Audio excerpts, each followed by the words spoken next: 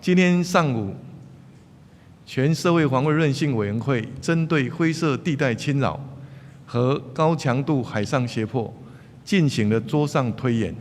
我要感謝各位顧問、委員和行政團隊同仁的投入，為國家安全與韌性貢獻心力。這幾年來，中國對日本、台灣、菲律賓等周邊國家的灰色地帶侵擾、威脅及滲透，已經造成印太國家和國際社會的不安。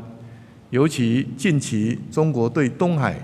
南海和台海周邊海域進行以執法、巡查或掃測為名的海上行動，這些已經不再是單純的技術性活動，而是假借執法之名，遂行擴張之實，破壞了印太區域的安全及和平穩定的現狀，也破壞了以規則為基礎的國際秩序。我們看到上禮拜7大工業國集團領袖峰會的聯合聲明，明確指出建立一個基於法治、自由及開放印太地區的重要性，並且重申堅決反對任何以武力或脅迫的手段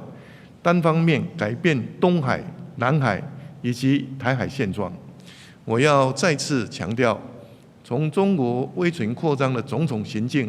清楚可見，中國才是改變台海現狀以及印太區域和平穩定的破壞者。台灣提升自我防衛能力，維護和平穩定現狀，守護民主自由的生活方式，這些作為絕對不是挑釁。台灣會響應 G7 的呼籲，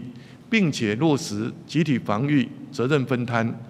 我們將持續與理念相近國家密切合作，肩並肩發揮嚇阻力量，共同維護印太的和平穩定。面對中國的各種行動，我要感謝國軍以及海巡弟兄姐妹在第一線積極應處，守護國家安全。我也要強調，維護國家的主權和安全不是單一的國防議題，而是整個社會的共同責任。現代安全的挑戰也往往不是單一事件，而是長期、複合且跨領域的壓力測試。一個具備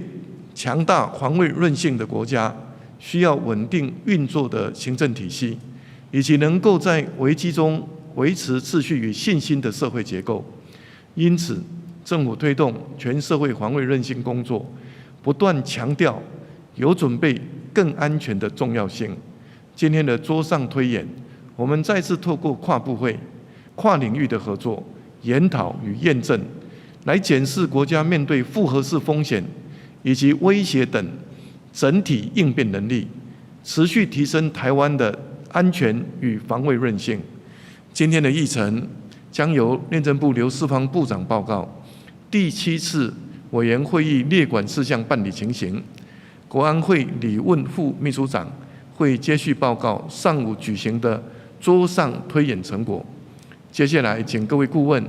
委員針對上午演練的各個項目，或是全社會防衛韌性可再強化之處，不吝提出建言。我們一起向共同的目標穩健邁進。謝謝大家。